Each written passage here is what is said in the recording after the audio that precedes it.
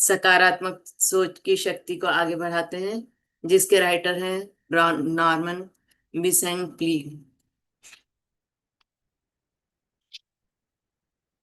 तो अब तक हमने देखा कि उन्होंने जो बताया है सकारात्मक सोच के लिए, कि सबसे पहले उन्होंने बताया अपने आप में विश्वास रखें, शांत मस्तिष्क शक्ति देता है। फिर है लगातार ऊर्जावान कैसे बनना जाए। फिर बताया है प्रार्थना की शक्ति आजमाएं। फिर बताया है सुखी होना आपके हाथ में है। अब हमारा चल रहा है ना चिढ़े और ना गुस्सा हो। तो ना हमें चिढ़ना है और ना ही गुस्सा होना है।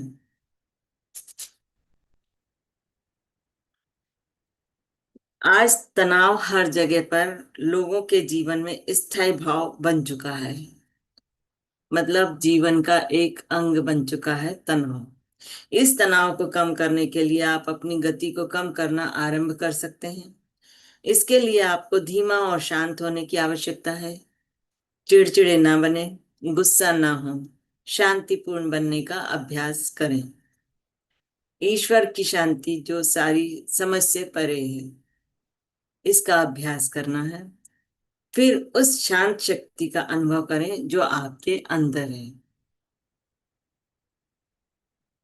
मेरे एक मित्र को दबाव के कारण मजबूरन आराम करना पड़ा और उसने मुझे लिखा, आज जीवन इतना भाग रहा दौड़ रहा है, हर व्यक्ति भागता दौड़ता नजर आता है। कभी शांति से बैठ के वो अपने आप से बात नहीं करता है। तो यहाँ तो इसलिए दबाव और ज्यादा बढ़ता जाता है, तनाव और ज्यादा बढ़ता जाता है, जिसकी वजह से कई बीमारियां भी आ रही हैं। तो उन्होंने लिखा है कि इस मजबूरी के जब उन्हें आराम मजबूरन आराम करना पड़ा, तो इस मजबूरी के आराम के दौरान मैंने कई सबक सीखे। अब मैं पहले से बेहतर जानता हूं कि शांति में हमें उसकी उपस्थिति का आभास होता है।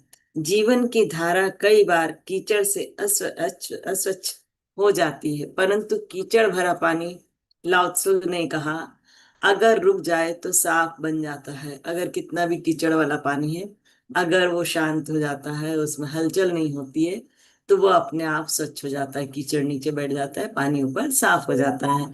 एक डॉक्टर ने एक मरीज को बड़ी अजीब सी सलाह दी। मरीज एक आक्रामक और अति महत्वाकांक्षी किस्म का बिजनेसमैन था।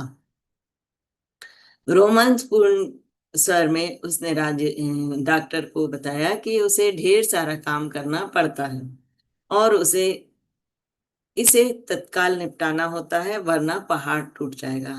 तो कई लोगों का रहता है ना कि मेरे पास इतना काम है, मेरे को तो इसको जल्दी जल्दी निपटाना, चाहे जैसे भी निपटाएं, वरना पता नहीं क्या हो जाएगा। वही उसी हिसाब का इन्होंने यहाँ पर बताया है। एक रात मैं हर रात अपने ब्रीफ केस को घर जाता हूँ और यह काम से लबालब भरा रहता है।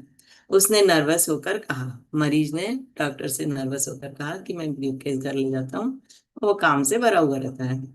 आप रात को घर पर काम क्यों लेकर जाते हैं? डॉक्टर ने धीरे से पूछा। उसने चिढ़कर जवाब दिया, मुझे इसे निपटाना होता है। मतलब वो ऑफिस में काम नहीं कर पाया, इसलिए उसने घर ले जाया। क्या कोई दूसरा इस काम को नहीं कर सकता या इसमें आपकी मदद नहीं कर सकता? डॉक्टर ने पूछा। नहीं, मरीज ने झट से जवाब दिया, मैं अकेला ही इसे कर सकता हूँ। इसे बिल्कुल सही तरीके से करना जरूरी है और मैं यह भी जानता हूँ कि इसे करने का सबसे अच्छा और सबसे तेज तरीका कौन सा है। हर चीज मुझ पर निर्भर करती है।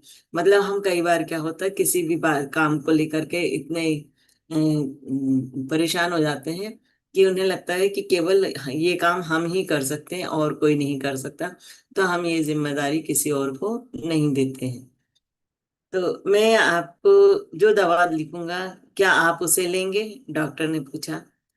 इसके बाद डॉक्टर ने जो पर्चा लिखा उसे जानकर आपको हैरानी होगी।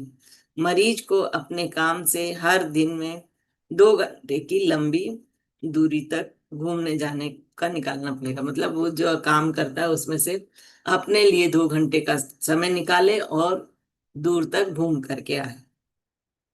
फिर उसे हर सप्ताह आधे दिन की छुट्टी लेना होगी, और यह आधा दिन उसे कब्रिस्तान में बिताना होगा। मतलब एक दिन उसको सप्ताह में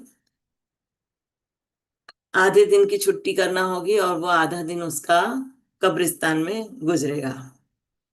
हैरान होकर मरीज ने पूछा, मैं आधा दिन कब्रिस्तान में क्यों गुजारूं?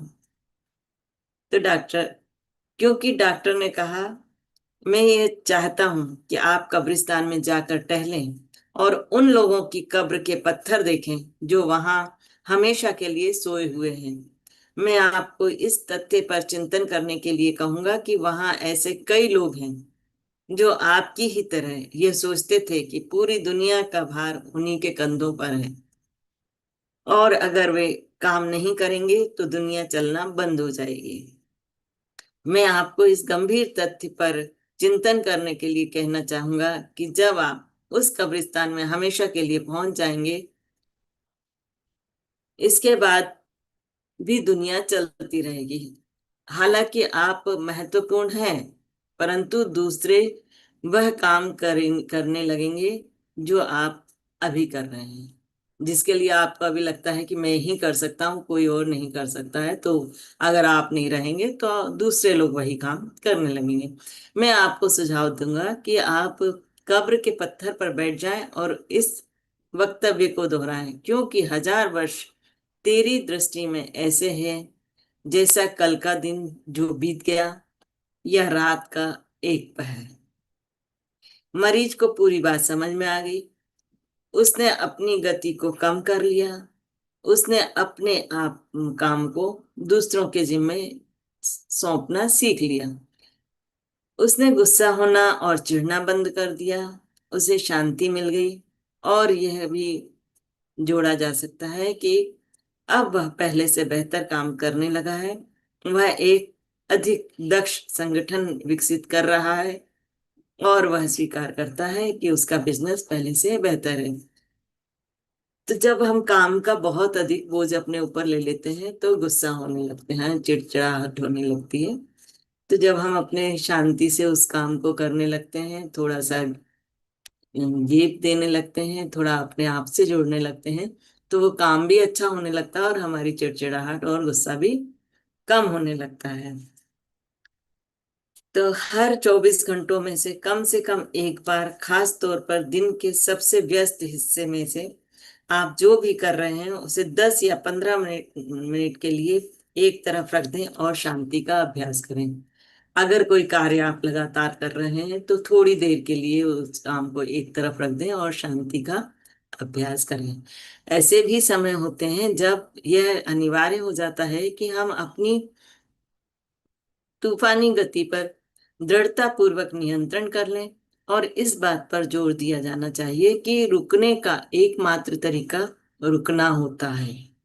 मतलब कुछ भी नहीं करना, ना मन से और ना ही कर्म से। मैं एक बार एक शहर में लेक्चर देने गया।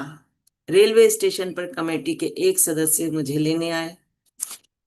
मुझे जल्दी से एक बुक स्टोर में ले जाया गया, जहां मैंने ऑटोग्राफ दिए। फिर फौरन मुझे दूसरे बुक स्टोर में ले जाया गया, जहां मैंने और ऑटोग्राफ दिए। फिर तेजी से वे लोग मुझे लंच के लिए ले गए।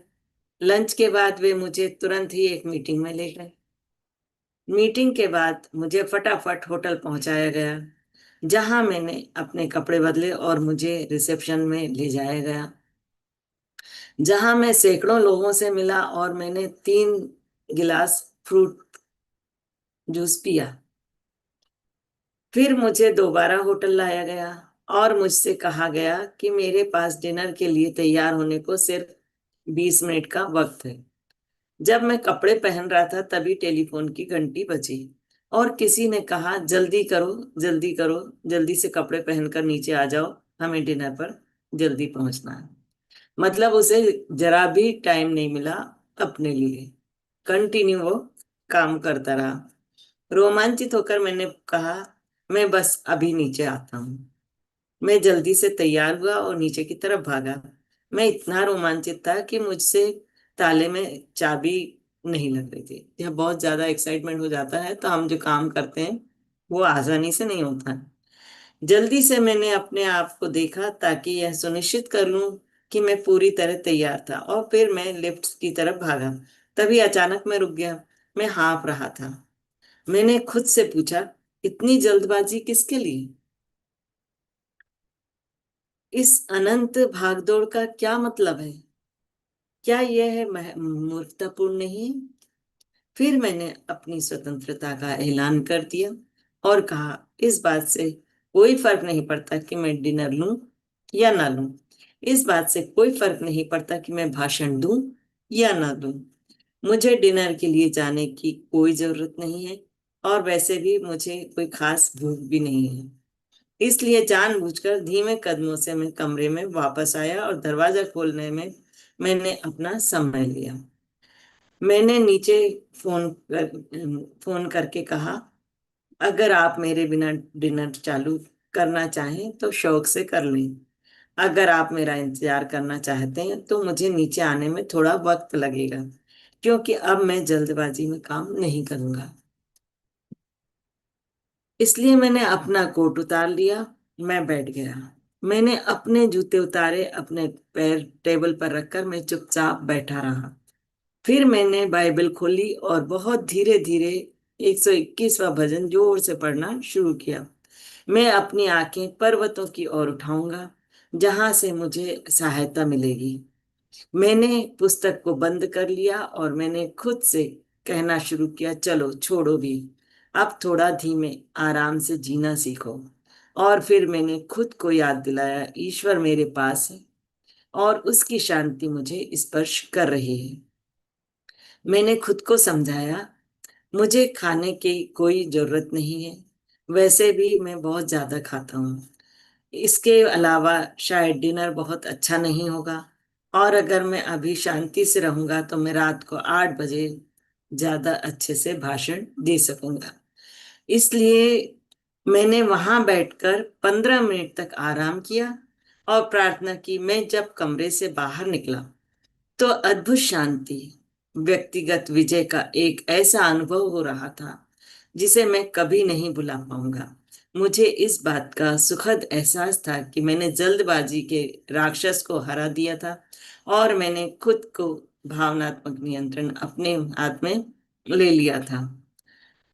जब मैं डाइनिंग रूम में पहुंचा तो उन लोगों का पहला कोर्स अभी खत्म ही हुआ था।